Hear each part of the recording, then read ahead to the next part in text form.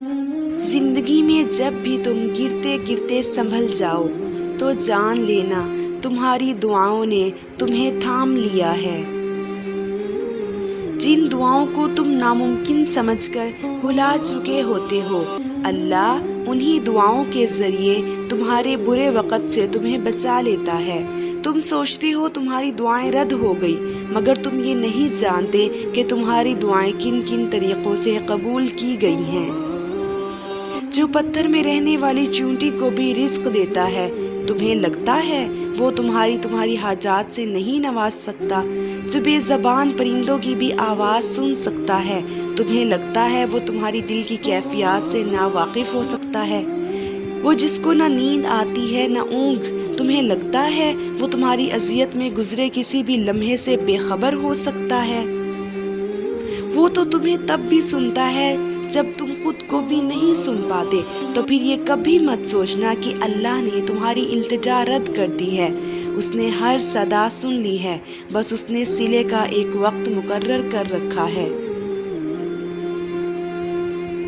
اور وہ دعا جو منہ سے نکلتے ہی قبولیت کے مراحل میں داخل ہو جاتی ہے، وہ ٹوٹے ہوئے دل کی دعا ہے۔ بس پھر جو مانگ لیا جاتا ہے اس کی عطا میں دیری نہیں کی جاتی، پھر وہ شے بھلے ہی تمہارے نصیب کے حصے میں نہ ہو۔ کیا تم نے سنا نہیں؟ تمہارا رب سب کچھ کر سکتا ہے۔ اس ٹوٹے ہوئے دل پر غم نہ کرو، کیونکہ جس نے اسے بنایا ہے وہ اس دل کو موڑ بھی سکتا ہے اور پھر سے جوڑ بھی سکتا ہے۔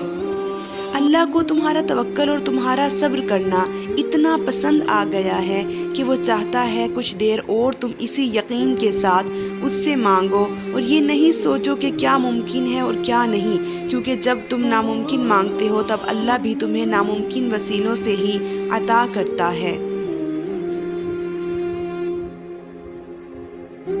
تہجد میں مانگی گئی ہر دعا قبولیت کی دعا ہے، اور تمہارے دل میں دعا کی ترغیب لایا ہے، اسی نے اس کو قبول کرنے کا بھی تم سے وعدہ کر رکھا ہے، اور وہ وعدہ خلافی نہیں کرتا۔ ہو سکتا ہے راستہ تمہاری پسند کا نہ ہو، مگر یہ بھی تو ممکن ہے کہ یہ راستہ تمہیں اسی منزل کی طرف لے جا رہا ہو جہاں تم جانا چاہتے ہو۔ اور تم سے یہ کس نے کہہ دیا کہ جو چھن جائے وہ واپس لوٹایا نہیں جاتا؟ کیا تم نے نہیں سنا یوسف کا اپنے والد کے پاس واپس لوٹائے جانا، موسیٰ کا اپنی والدہ کے پاس واپس لوٹایا جانا، ہاجرہ کا ابراہیم کے پاس واپس لوٹایا جانا، ایوب تک کا ان کے بچوں کا واپس لوٹایا جانا؟ اللہ تم تک ہر چیز واپس لے آتا ہے، بس وہ ان چیزوں کو تم سے دور اس لیے کرتا ہے کیونکہ تم ان چیزوں سے اتنی محبت کرنے لگتے ہیں کہ جس کا حقدار صرف اللہ ہوتا ہے۔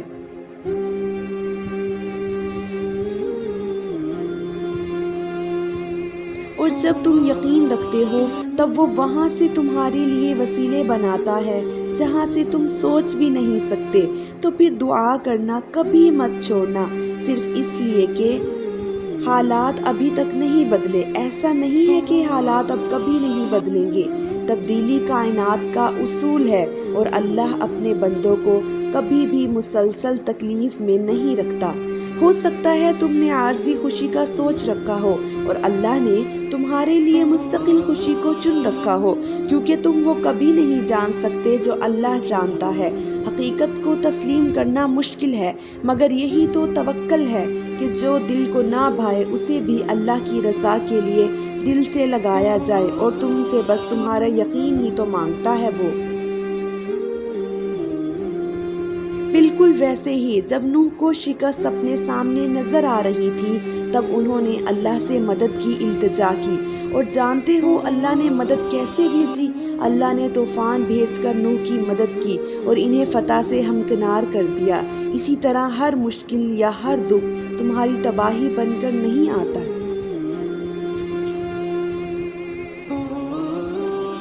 اور اگر اللہ تمہارے مقدر کا فیصلہ تمہارے ہاتھ میں بھی تھما دے تب بھی تم اپنے لیے نہیں سوچ سکتے جو اللہ نے تمہارے لیے سوچ رکھا ہے۔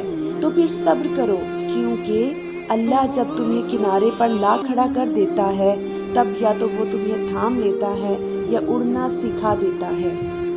یوں تو وہ تمہیں تمہاری من پسند چیز کو کھو دینے کے خوف سے گزار کر اپنا آپ یاد کرواتا ہے۔ یہ اسی کے فیصلے ہیں کہ وہ تمہیں کب اور کیا دیتا ہے، تو پھر یہ کیوں ملا اور وہ کیوں نہیں ملا، یہ سوچنا تمہارا کام نہیں۔ تمہارا کام بس دعا کرنا ہے اور یقین کرنا ہے، کیونکہ تم خود اپنے لیے اچھے یا برے کا انتخاب نہیں کر سکتے۔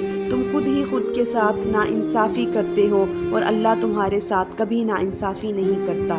اور یقین ہو اگر تو اللہ مچھلی کے پیٹ میں بھی امید کن زندہ رکھتا ہے۔ جب تم مدد مانگتے ہو تب تم ان ذریعوں سے مدد پہنچائی جاتی ہے جن کا تم تصور بھی نہیں کر سکتے، جیسے نوح تک پہنچائی گئی، کیونکہ تم اللہ کی مصلحتیں نہیں جان سکتے، اور وہ دعائیں تو ناممکن کے لیے ہی ہوتی ہیں، اور جو نوح کا خدا ہے وہ تمہارا بھی تو خدا ہے۔ اس صبر کے بعد اللہ تمہیں تمہاری چاہت سے نواز دے گا، اور جو تم نے مانگا ہے اس سے بڑھ کر تمہیں عطا کیا جائے گا، اور وہی تمہاری تمام بے سکون راتوں کا گواہ ہے، اور اس نے تمہاری ان تمام بے شمار دعاؤں کا بھی حساب کر رکھا ہے جو تم نے اس کے سوا کسی سے نہیں کہی۔ وہ تمہیں برے وقت سے اس لیے گزارتا ہے تاکہ تم اپنے اچھے وقت میں اسے یاد رکھ سکو۔ وہ تمہارے حالات سے ناواقف نہیں ہے، وہ جانتا ہے کون سا دکھ تم نے آنسوؤں میں بہا دیا اور وہ کون سا دکھ ہے جو خود میں ضبط کر لیا۔ اس نے دیکھا ہے تمہارے دل کا ہزاروں ٹکڑوں میں ٹوٹ کر بکھر جانا، وہ بھولا نہیں۔ وہ تمہاری اذیت ناک طویل سجدوں کی کیفیت کو بھی جانتا ہے۔ اللہ تم سے جتنی محبت کرتا ہے وہ تمہیں اتنا ہی زیادہ آزماتا ہے۔ وہ تمہاری من پسند چیز کو تم سے دور کر کے تمہیں خود تک لاتا ہے۔ جس نے صرف 6 دنوں میں آسمان و زمین کو اور ان میں موجود ہر چیز کو بنا ڈالی، تمہیں لگتا ہے اس رب کے لیے تمہارا مقدر بدلنا مشکل ہے؟ اس کے لیے کچھ بھی ناممکن نہیں، اس کے لیے کچھ بھی مشکل نہیں۔ اس غم کے بعد اس نے تمہارے لیے خوشی کو چن رکھا ہے۔ اس مشکل وقت کے بعد تمہارے لیے آسانیاں ہی آسانیاں ہیں۔ اللہ تمہارے ساتھ ہے، وہ ہمیشہ تمہارے ساتھ رہے گا۔ وسیلے وہاں سے نہیں بن سکے جہاں سے تم نے سوچ رکھا تھا، تو یقین رکھو کہ وسیلے اب وہاں سے بنیں گے جہاں سے کوئی بھی تصور نہیں کر سکتا۔ تمہاری دعائیں سنی جا چکی ہیں، تمہارے صبر کا صلہ لکھا جا چکا ہے۔ اب تمہیں صبر یقین کے معجزے دکھائے جائیں گے تاکہ تم جان سکو کہ مخلص دل اختتام میں ہمیشہ جیت جاتا ہے، اور تقدیریں اللہ کے ایک اشارے پہ بدل جایا کرتی ہیں۔ انتظار کرنا مشکل ہے، مگر اس انتظار کے بعد جو اجر تمہارے لیے لکھا گیا ہے وہ تمہاری زندگی بدل دے گا۔ بس ہر چاہت سمیت خود کو اللہ کے سپرد کر دو، پھر دیکھنا وہ تمہیں کیسے ہر غم سے آزاد کر دے گا۔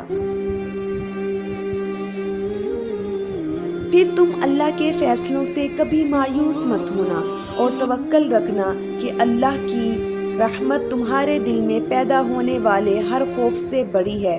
اس کا ایک کن تمہاری ناممکن معاملات کو ممکن بنانے کے لیے کافی ہے، ان کہانیوں کو بھی مکمل کر سکتا ہے جو تمہارے بس میں نہیں۔ تمہاری دعاؤں میں اتنی طاقت ہے کہ تم اپنی دعاؤں سے اپنا نصیب بدل سکتے ہو، اور اللہ تمہارے دل میں کچھ نہیں ڈالتا سوائے اس کے جو وہ تمہیں دینے کے لیے تیار ہو۔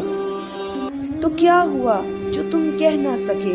تمہارا اللہ تو دھڑکنوں کی تڑپ بھی سنتا ہے۔ جب اللہ انسان سے راضی ہوتا ہے پھر ہر کام انسان کی مرضی کے مطابق ہوتا ہے۔ محبت اللہ سے شروع ہو جائے تو ملاقات کی تڑپ فجر سے شروع ہوتی ہے اور تہجد پر ختم ہوتی ہے۔ تم خود سجدوں تک نہیں پہنچتے بلکہ سجدوں کو تم تک لایا جاتا ہے۔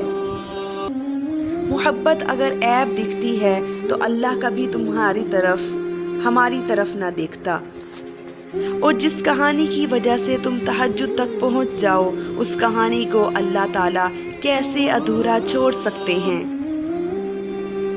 کچھ تو بہتر لکھا ہے اللہ نے، جو ہر دفعہ دل صبر کرنے پر مجبور ہو جاتا ہے، اور اللہ تمہیں تہجد تک لے آیا۔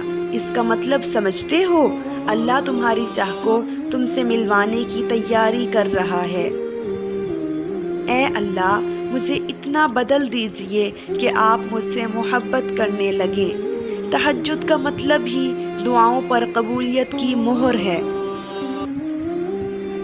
تمہیں بس قبولیت پر یقین رکھنا ہے، پھر اللہ کب اور کیسے تمہاری دعائیں قبول کرتا ہے تم دیکھتے ہی رہ جاؤ گے۔ جب اللہ کی مدد تمہارے لیے آ گئی تب تمہارے آنسو، تمہارا تڑپنا ایسے خوشیوں میں بدلتا نظر آئے گا کہ تم حیران رہ جاؤ گے۔ دعا وہ معجزہ ہے جس کی کوئی انتہا نہیں۔ تم کچھ مانگو اور اللہ نہ دے، یہ اس کی شان کو گوارا نہیں۔